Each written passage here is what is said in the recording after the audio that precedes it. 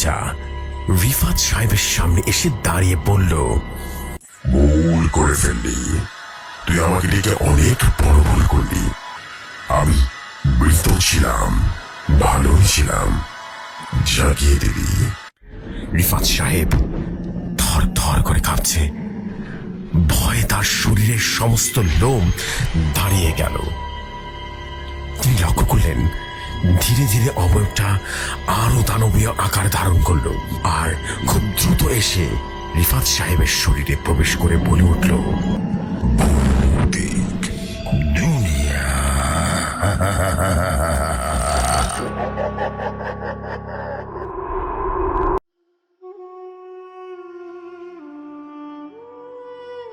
যেভাবে লেখা আছে সেভাবেই পড়ছি। রাত তখন গভীর, গ্রামের পথঘাট নিঝুম, শুধু ঝিঝি পোকার ডাক আর মাঝে মধ্যে কুকুরের সেই ঘেউ ঘেউ শব্দ ছাড়া আর কিছুই শোনা যায় না। বাড়ির পেছনে আম বাগানের একটা পুরনো কাঠের চৌকি পড়ে আছে। চৌকিটা এমন জায়গায় রাখা যেখানে দিনের বেলাতেও আলো ঠিকঠাক মতো পৌঁছায় না। গাছের ডালপালা এতটাই ঘন যে মনে হয় কেউ যেন ইচ্ছে করে আলো ঢুকতে বাধা দিচ্ছে। সেই চৌকিতে বসে আছে হাসান। বয়স তার বড়জোর 22 কিংবা 23। গায়ে একটা পাতলা গেঞ্জি, পরনে লুঙ্গি, হাতে একটা বিড়ি, যেটা জ্বালানোর পর থেকে আর টানেননি। বিড়ির আগুনটা ধীরে ধীরে নিভে আসছে, ঠিক যেমন তার মনের ভেতরের আলোটা নিভে আসছে। হাসানের চোখে কোনো ঘুম নেই। সে চোখ মেরে তাকিয়ে আছে আম গাছটার দিকে। গাছের পাতার ফাঁকে চাঁদের আধো খালো সে মুখ দেখা যাচ্ছে। মনে হচ্ছে চাঁদটা যেন তার দিকে তাকিয়ে তাকিয়ে খিলখিল করে হাসছে। হাসানের মনে হলো চাঁদটা যেন তার সঙ্গেই কথা বলতে চায়, কিন্তু কি বলবে? হাসানের জীবনে এমন কিছু ঘটেছে যার কোনো ব্যাখ্যা তার কাছে নেই। 3 দিন আগের কথা, হাসানের বাবা আব্দুল মজিদ হঠাৎ করে অসুস্থ হয়ে পড়লেন। বুড়ো মানুষ, বয়স 60 কিংবা 61-র কাছাকাছি হবে, কিন্তু এতটা অসুস্থ যে বিছানা থেকে উঠতে পারছেন না। ডাক্তার এসে দেখে বললেন, কিছুই বোঝা যাচ্ছে না, শরীরে তো রোগের কোনো লক্ষণ নেই, তবু মানুষটা তো দুর্বল কিভাবে? ডাক্তার চলে গেলেন ওষুধের কাগজ হাতে ধরিয়ে, কিন্তু ওষুধ কোনো রকম কাজ করল না। আব্দুল মজিদের অবস্থা দিন দিন খারাপ হতে লাগলো। হাসানের মা রহিমা বেগম বললেন, এটা মানুষের কাজ নয়, আমার ধারণা এর পিছনে অন্য কিছু আছে। মায়ের কথা শুনে হাসান হেসেছিল। সে বলেছিল, মা, তুমি এখন এসব পুরনো কথা বিশ্বাস করো?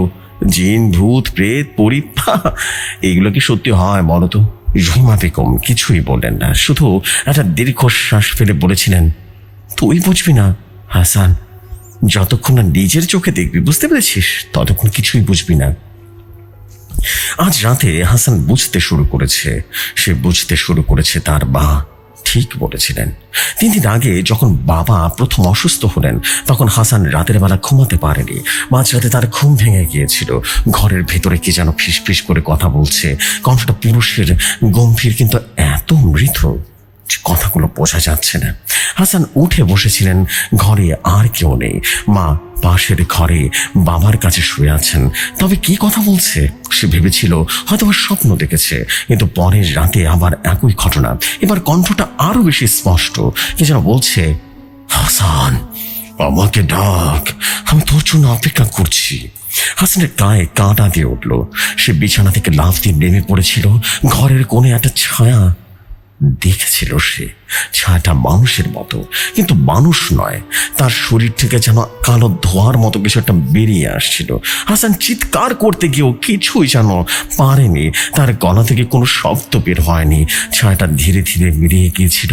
আজ রাতে হাসান আর ঘরে থাকতে পারেনি। সে চৌকিতে বসে আছে। তার মনে হচ্ছে যে কণ্ঠটা তাকে ডাকছে সেটা এই বাগানের কোথাও আছে। সে বিড়িটা হাতে নিয়ে ঘুরিয়ে ফিরিয়ে দেখছে। হঠাৎ একটা ঠান্ডা বাতাস বয়ে গেল। গাছের পাতাগুলো সরসর করে উঠল। হাসানের মনে হলো কেউ যেন তার পাশে এসে দাঁড়িয়ে আছে। হাসান, কণ্ঠটা এবারে স্পষ্ট। হাসান হাত থেকে বিড়িটা পড়ে গেল। সে চারপাশ তাকালো, কেউ নেই সেখানে। তবে কণ্ঠটা আবারও শোনা গেল, ভয় পাস না, আমি তোর কোনো ক্ষতি করব না। হাসানের গলা শুকিয়ে গেছে। সে জোর করে বলল, কে তুমি? হ্যাঁ, কে তুমি? একটা হাসির শব্দ। হাসিটা এমন যেন খুব খুব মজা পেয়েছে। আমি একজন ইমানদার জিন, আমার নাম জাফর।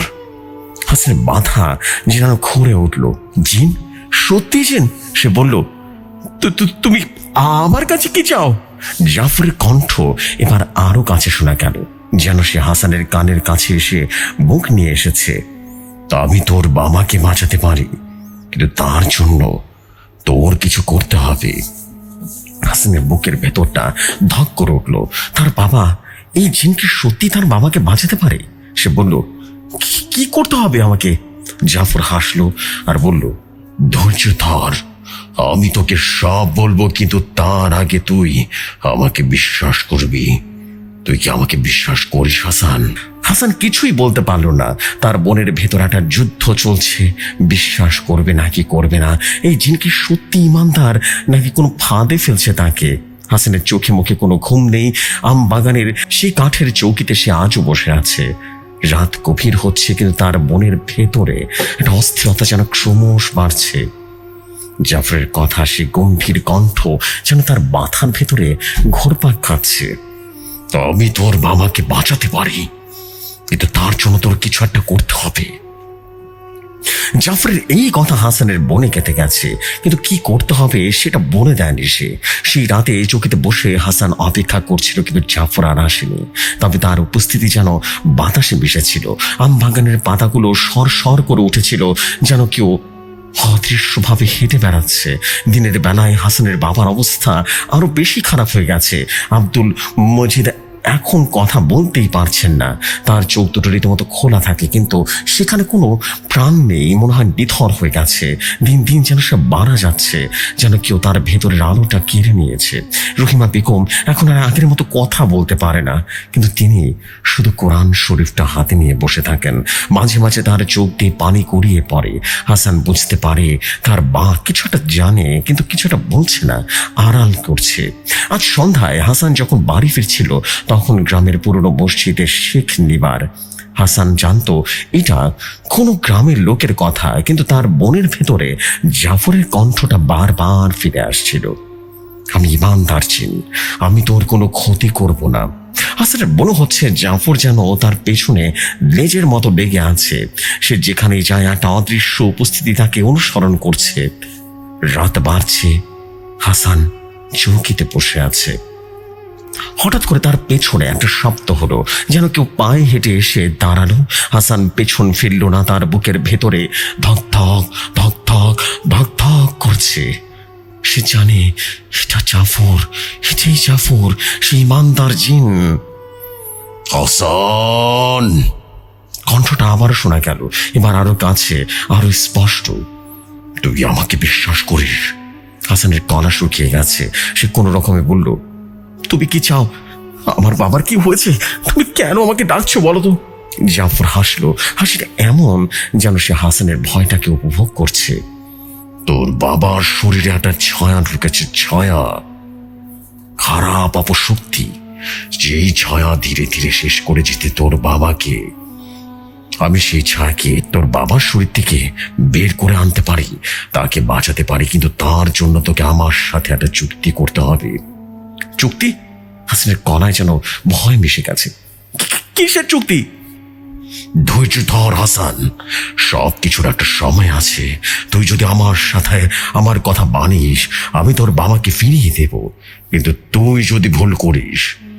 জাফরের কণ্ঠটা কেমন যেন হঠাৎ থেমে গেল। বাতাসে একটা ঠান্ডা স্রোত বয়ে গেল। হাসানের গায়ে কাঁটা দিয়ে উঠল। কি হবে তাহলে বলো না? হাসানের গলা কাঁপতে শুরু করলো।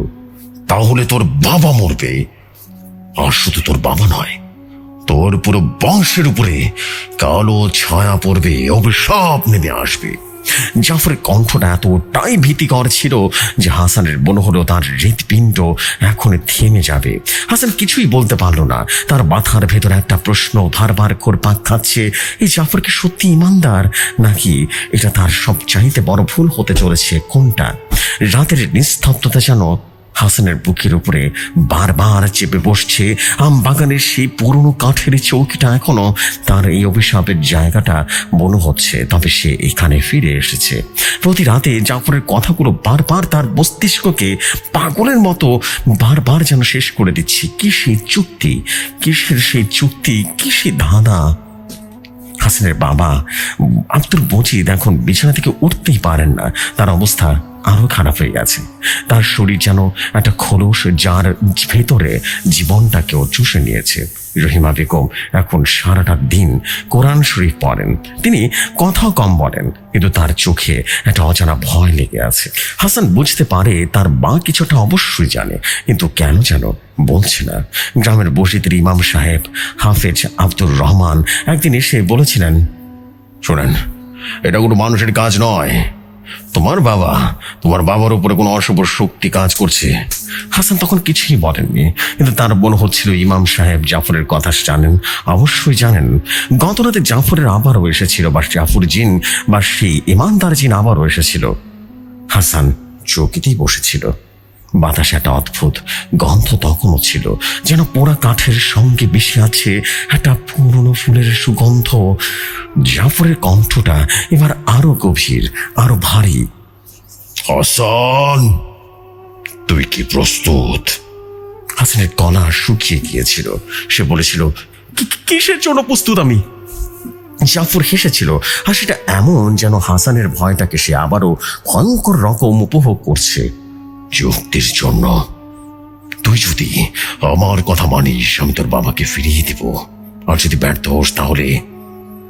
জাফর থেমে যায়, ধীরে ধীরে বলছিল, তোর পরিবারের উপরে ছায়া নামবে, ছায়া।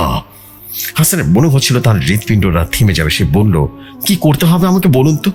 জাফরের কণ্ঠটা এবার আরো কাছে এসে কানের কাছে মুখ নিয়ে বলল, তোকে একটা জিনিস আনতে হবে আমাদের পুরনো সমাধি স্থান থেকে। একটা পুরনো তামার কোটা, তার ভেতরে আমার একটা অনেক পুরনো জিনিস আছে। তুই সেটা যদি আমাকে আনতে পারিস, আমি তোর বাবাকে মুক্ত করে দেব। হাসানের মাথা ঘুরে গেল। সমাধিস্থান? গ্রামের পুরনো কবরস্থানের কথাই সবাই জানে, সেখানে কেউ যায় না। গ্রামের লোকেরা বলে সেখানে অশুভ আত্মারা নাকি ঘুরে বেড়ায়, ওটা পরিত্যক্ত। হাসান বলেছিল, সেখানে আমি কিভাবে যাব? আর কোটাটা কোথায় বা পাবো? জাফরের কণ্ঠটা তখন শক্ত হয়ে গেল আর বলল, তুই যাবি। তুই যদি না যাস, তোর বাবা মারা যাবে। আর শুধু তোর বাবাই নয়, তোর মা, তোর ছোট বোন, সবাই। হাসানের শরীর কেঁপে উঠেছিল। সে বলতে পারেনি। জাফর বলল, কাল রাতে তুই কবরস্থানে যাবি। পুরনো বট গাছের নিচে একটা ভাঙা ভাঙা কবর আছে। তার পাশে মাটির নিচে কোটাটা পাবি। তুই তুই সেটা আমার কাছে নিয়ে আসবি। জাফরের কথা শেষ হতে বাতাসে একটা ঠান্ডা ঝড় উঠেছিল। আম গাছের পাতাগুলো সর সর করে কেঁপে উঠেছিল। হাসানের মনে হচ্ছিল তার চারপাশে অদৃশ্য কিছু ঘুরছে।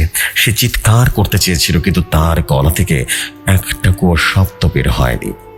আজ রাতে হাসান সিদ্ধান্ত নিয়েছে, সে যাবে কবরস্থানে। তার বাবার জীবন বাঁচাতে হলে তার কোনো উপায় নেই, কিন্তু তার বোনের ভেতরে এক অজানা ভয় ক্রমশ বাড়ছিল। জাফর কি সত্যি ইমানদার, নাকি এটা তার নতুন কোনো ফাঁদ? রাত 12টার কাছাকাছি হাসান একটা লণ্ঠন হাতে নিয়ে বেরিয়ে গেল। গ্রামের পথটা নিঝুম, শুধু দূরে কোথাও একটা কুকুর ডাকছে। কবরস্থানে গ্রামের শেষ প্রান্তে একটা পাহাড়ের কোল ঘেঁষে। সেখানে পৌঁছাতে হলে ঝোপঝাড়ের মধ্য দিয়ে যেতে হবে। হাসানের হাত কাঁপতে শুরু করলো। লণ্ঠনের আলোটা মাঝে মাঝে নিভে যেতে শুরু করলো। সে বারবার পেছনে তাকাচ্ছে, মনে হচ্ছে কেউ যেন তার পেছনে আছে। কবরস্থানের পৌঁছে হাসান থমকে দাঁড়ালো। পুরনো বট গাছে দাঁড়িয়ে সে আছে যেন একটা দৈত্য, তার শাখা পোশাকা যেন হাত বাড়িয়ে কাউকে ধরতে চাইছে। হাসানের বুকটা ধক ধক করছে। সে লণ্ঠনটা মাটিতে রেখে বট গাছের নিচে গেল। ভাঙা সমাধিটা চোখে পড়ল, পাথরের একটা ছাই ভাঙা, তার পাশে মাটি সরানো। হাসান হাঁটু গেড়ে বসলো, তার হাতে একটা কোদাল। সে মাটি খুঁড়তে শুরু করলো। মাটি খুঁড়তে খুঁড়তে তার মনে হলো কেউ যেন তার দিকে তাকিয়ে আছে। সে পেছনে ফিরল, কেউ নেই সেখানে। তবু তার মনে হচ্ছে কবরস্থানের প্রতিটা পাথর, প্রতিটা গাছ যেন জীবন্ত হয়ে উঠছে। হঠাৎ তার কোদাল একটা শক্ত জিনিস ঠেকলো। হাসানের হৃৎপিণ্ড রীতিমতো থেমে গেল। সে মাটি সরিয়ে দেখলো একটা তামার কোটাটা পুরনো, তার উপরে অদ্ভুত কিছু নকশা খোদাই করা আছে। হাসান কৌটাটা হাতে নিল আর তার হাত কাঁপতে শুরু করলো। হাসান! জাফরের কণ্ঠস্বর শোনা গেল। এবার কণ্ঠটা এতটাই কাছে যে হাসানের মনে হলো জাফর তার পাশে দাঁড়িয়ে আছে। তুই কোটাটা পেয়েছিস, এটা এখন আমাকে দে।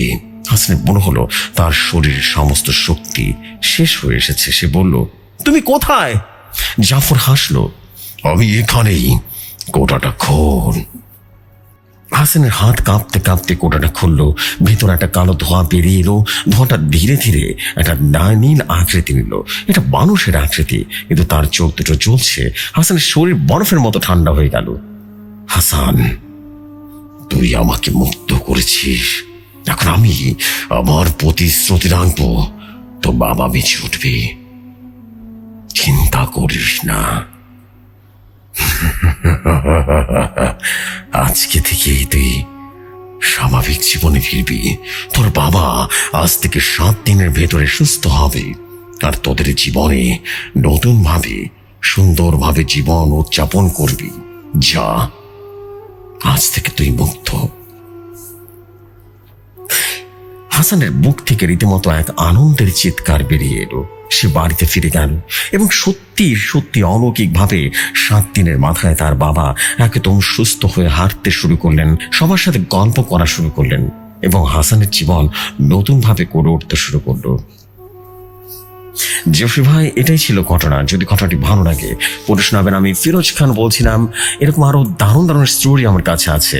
আমি চাই যে ভৌতিক দুনিয়ায় আমার প্রত্যেকটা স্টোরি আপনি শেয়ার করেন। আমার ইসমাইল জিনের ঘটনা যেভাবে শেয়ার করেছেন সেভাবে চাই সবার ঘটনা শেয়ার করেন, আমার ঘটনা শেয়ার করেন। ইসমাইল জিনের নতুন একটি ঘটনা লিখছি আজকে, ইনশাআল্লাহ কালকের মধ্যে আপনি পেয়ে যাবেন। এবং অবশ্যই বা মাত্রই জেফরি ভাই অবশ্যই রিকোয়েস্ট থাকবে আপনি যতটা সম্ভব দ্রুত শেয়ার করে দেবেন। আসসালামু আলাইকুম, ভালো থাকবেন ভাইয়া।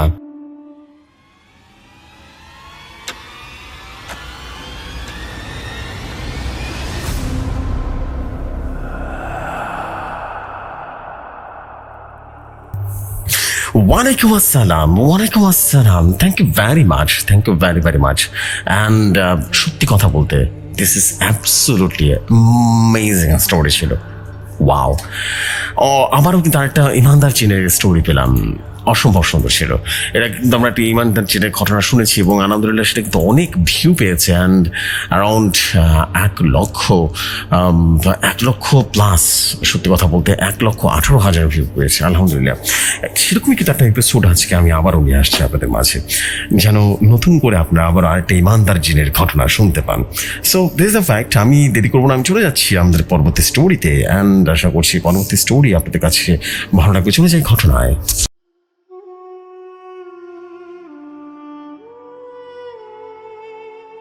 যেভাবে লেখা আছে সেভাবেই পড়ছি।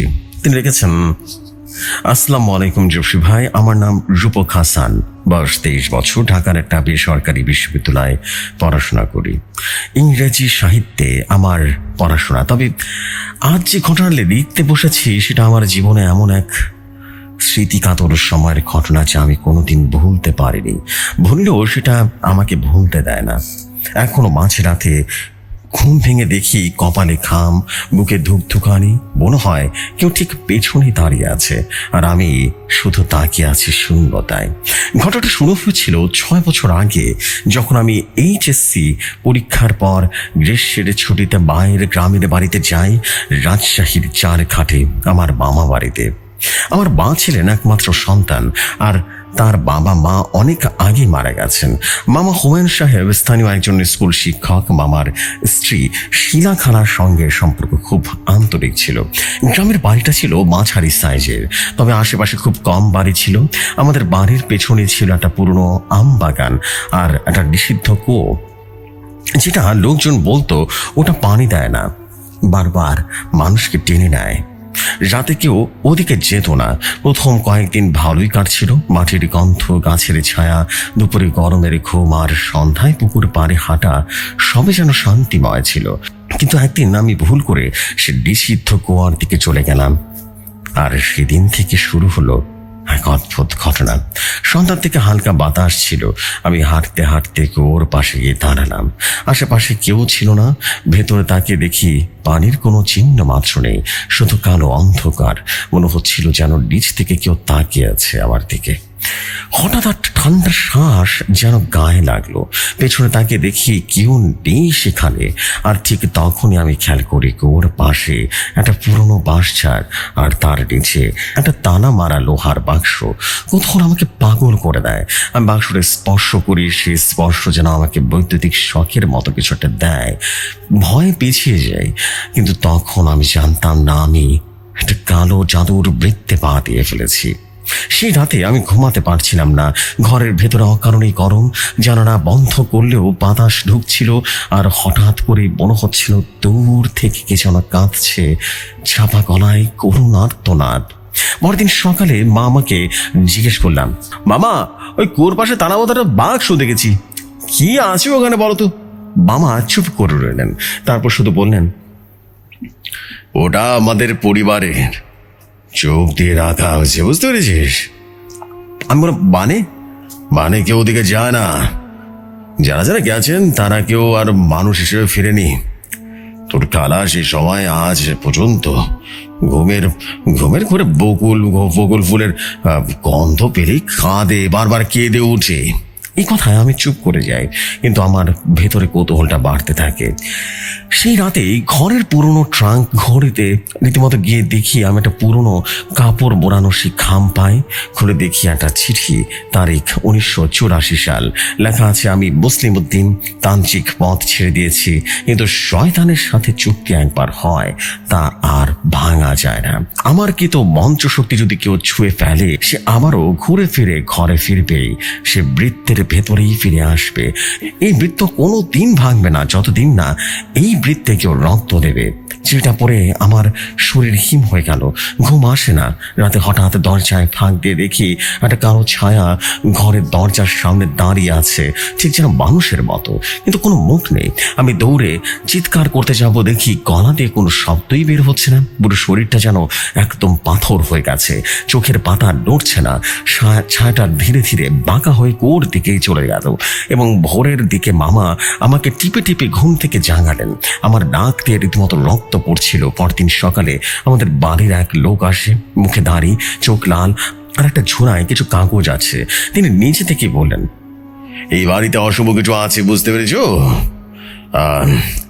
মাটির নিচে আটকানো কিছু আছে, যেটা সময়ের সাথে সাথে শক্তিশালী হচ্ছে। আপনি কে? আমি জন উফগি।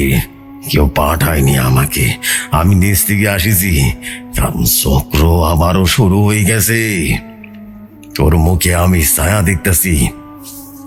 মামা প্রথমে কিছুই বিশ্বাস করেনি, কিন্তু যখন লোকটা বাড়ির পুরনো গাছের গোড়ায় মাটির নিচে একটা কালো জাদুর পুতুল খুঁজে দেখালো বা খুঁজে বের করলো, তখন কেউ কোনো কথা বলতেই পারেনি। এর পরের কয়েকদিন আমি নিজেকে নিজে চিনতে পারছিলাম না। কেমন যেন পাগলের মতো হয়ে গেছিলাম। শরীরের কোথা থেকে যেন কালো দাগ উঠেছে। ঘুম থেকে উঠে দেখি একটা মহিলার মুখ, যার চোখে কেবল শূন্যতা, ভয়াবহ, মুখে এক বিভৎস হাসি। মাঝরাতে উঠে দেখি আমার খোলা ছাদে আমি একা হাঁটছি। নিজেও জানি না আমি কেনই ছাদে উঠেছি। কেমন যেন সবকিছু তালগোল পাকিয়ে যাচ্ছিল। তাবিজওয়ালা বলল, তুমি ওই কুয়োর সামনে গিয়েছিলে তাই না? তাহলে জেনে রাখো, তুমি এখন বৃত্তে ঢুকে গেছো। আমরা বৃত্ত মানে বুঝলাম না। তিনি বললেন, মন্ত্রের এক অভিশপ্ত চক্র আছে, যেটা একবার শুরু হলে কেউ চাইলেও থামাতে পারে না।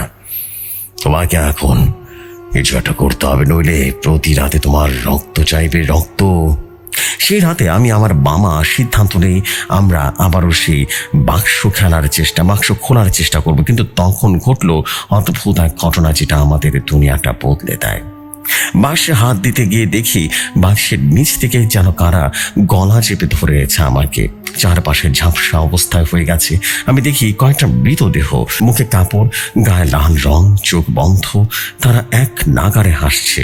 তাদের মাঝে দাঁড়িয়ে সেই ছায়া এবার তার মুখ খুলছে আর বলছে, তুই আবার জায়গা নিয়েছিস, যখন তুই ফিরবি না।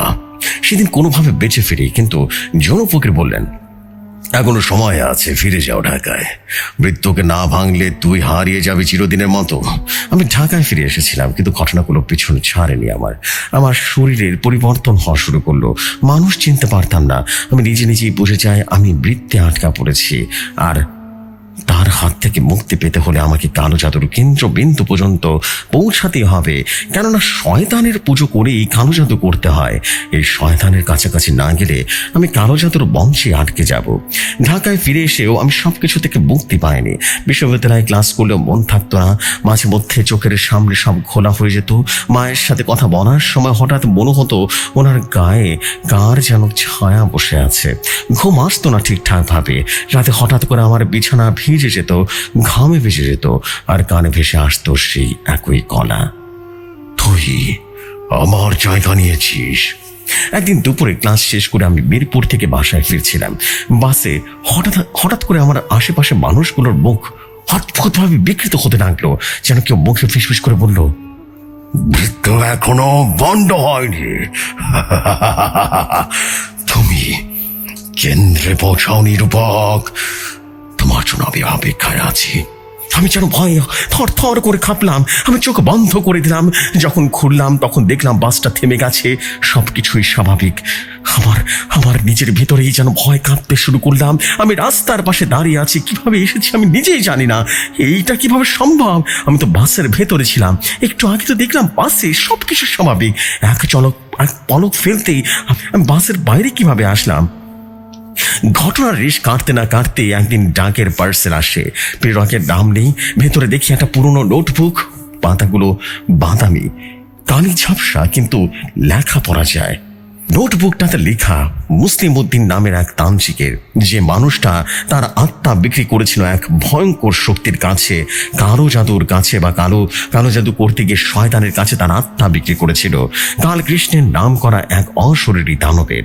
এক জায়গায় লেখা, আমি বাঁচতে চেয়েছিলাম তাই বৃত্ত তৈরি করি।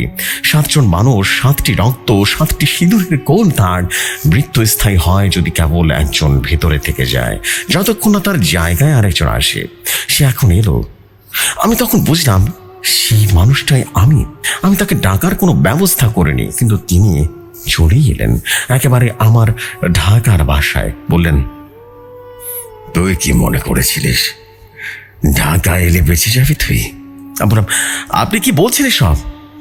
ওরা তোকে পেছন থেকে ডাকে না, ওরা তোর শরীর ভেদ করে দেখছে, বুঝতে পারছিস? যতদিন যাবে, যত দেরি করবি, ততই তোর সময় ঘনিয়ে আসবে, তোকে শেষ করে দিবে ওরা, বুঝতে পারছিস?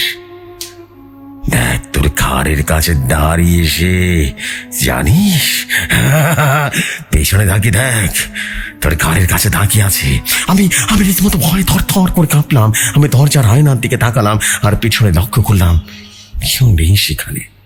কিন্তু আয়নায় দেখলাম দাঁড়িয়ে আছে একজন পুরুষ। তার চোখ নেই, সাদা অংশ, শুধু কালো গর্ত। ভয় থর করে কাঁপছিলাম আমি। জনফকির বললেন, তোর এই বৃত্ত ভাঙতে হলে তোকে আবারও ফিরে যেতে হবে সেই কেন্দ্রে, কালো জাদুর কেন্দ্রে, যেখান থেকে শুরু হয়েছিল। তুই কালো জাদুর বৃত্তে তুই পা দিয়েছিস, অনেক বড় ভুল করেছিস। তুই কালো জাদুতে আক্রান্ত হয়ে গেছিস, তুই নিজেও জানিস না। আম্মুকে কিছু না বলে আমি আর দেরি না করে মামা বাড়িতে চলে যাই। চরঘাটের সেই পুরনো বাড়ি, কিন্তু এবার যেন আরো নির্জন, আরো বেশি ঠান্ডা। মামা বললেন, তুই ফিরে এসেছিস কেন রূপক? সেই বাক্স এখন আরো জেগে উঠেছে রে। আমাকে তো ফিরতে হবে মামা। আমি ঘোরের ভেতর থেকে বের হতে চাচ্ছি। আমি শেষ হয়ে যাচ্ছি। আমি কিছুই করতে পারছি না। ওই শয়তানগুলো, ওই অভাবগুলো আমাকে শেষ করে দিচ্ছে। আমাকে পাগল বানিয়ে ফেলছে জানো মামা। আমি পারছি না, আমাকে শেষ করে দিবে ওরা। আমি আর জনু ফকির মিলে এক রাতে ঠিক করি সেই পুরনো বাক্সটা খোলার জন্য। আমরা গভীর রাতে চলে যাই, একটা মশাল জ্বালিয়ে কুয়োর পাশে যাই। তালা ভাঙলাম, ভেতরে দেখি একটা পুরনো কাঠের মুখোশ, চোখে গর্ত, কয়েকটা রক্ত মাখা কাপড়, এক চামচ সিঁদুর আর একটা মানুষের দাঁত। কিন্তু বাক্স থেকে বের হতেই চারদিকে বেঘোর ডাক শুরু হয়ে যায়। আমরা ফিরে আসতে দেখি আমাদের বাড়ি ঘর, দরজার সামনে একটা মৃত বেড়াল, তার গলায় বাঁধা কাগজে লেখা, তুই কেন্দ্রের বাইরে এসেছিস, এবার সবাই যাবে। পরদিন সকাল থেকে শুরু হলো এক অদ্ভুত ঘটনা। একটা গরুর হঠাৎ করে ছুটে চলে যায় বনের দিকে। এক শিশুর শরীর পচন ধরে যায়। ডাক্তার বলে এটা কোনো ভাইরাস নয়।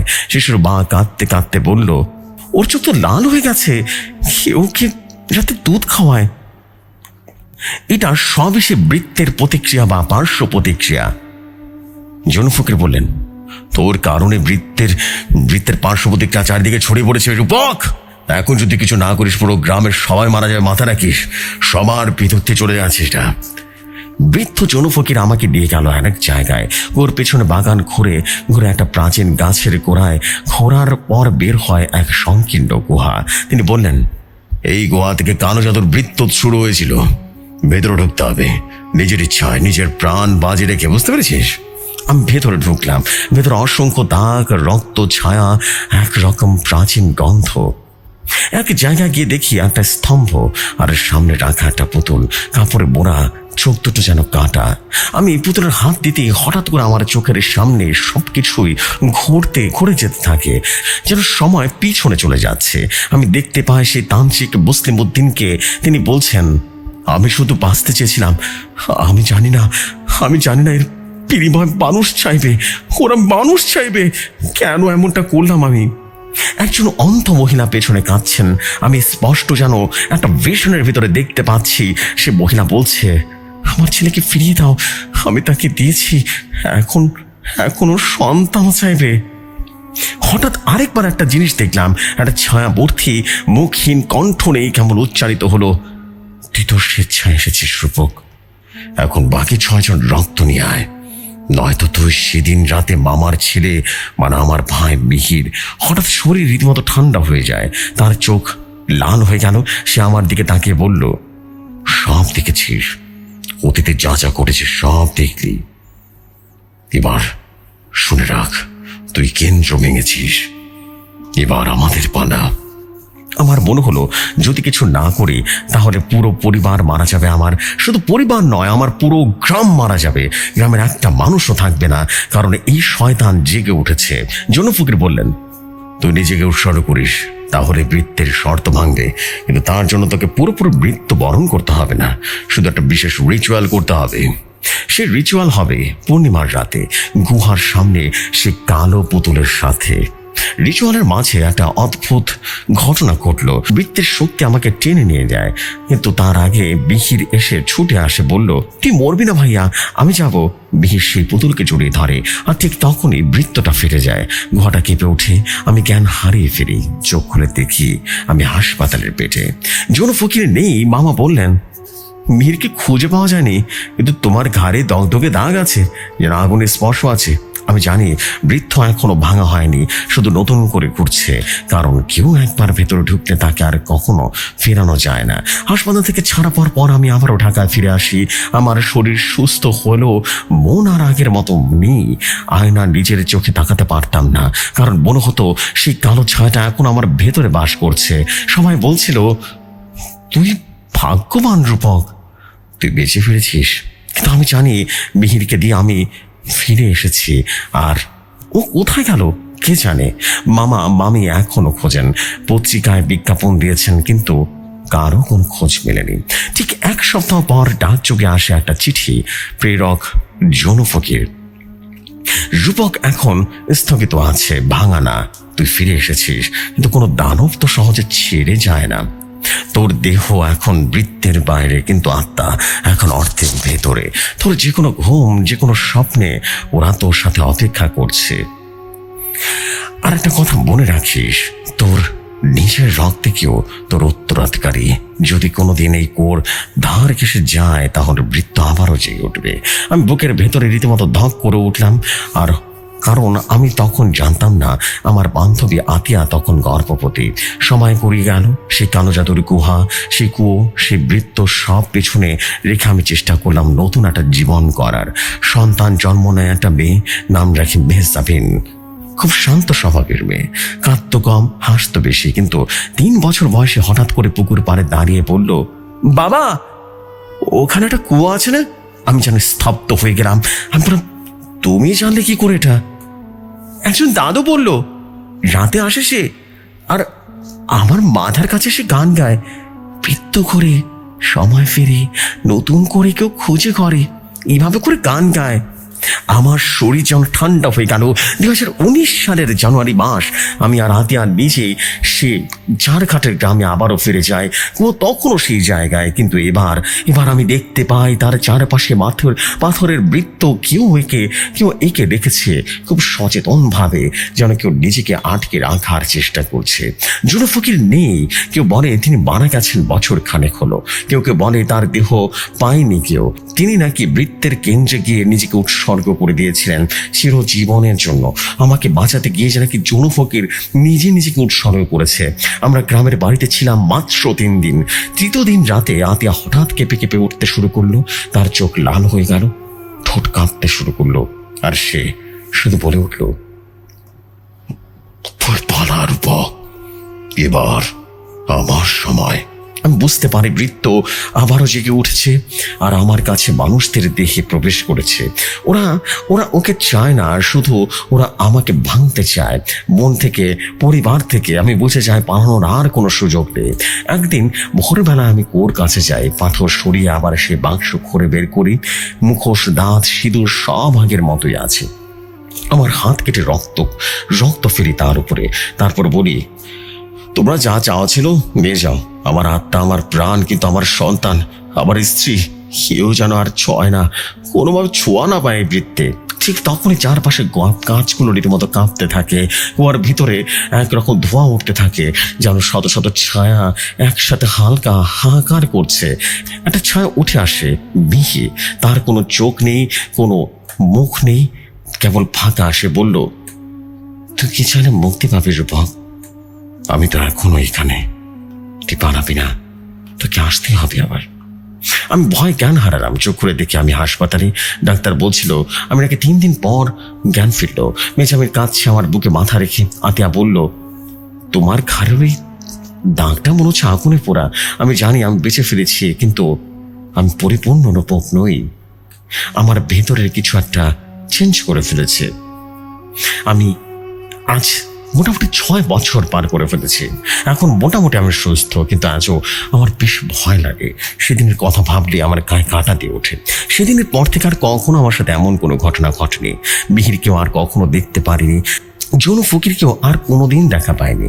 এবং শোনা যায় সেই কালো জাদুর বৃত্ত নাকি আজীবনের জন্য ভেঙে গেছে। জেফি ভাই, এটাই ছিল ঘটনা। যদি ভালো লাগে পড়ে শোনাবেন। আসসালামু আলাইকুম।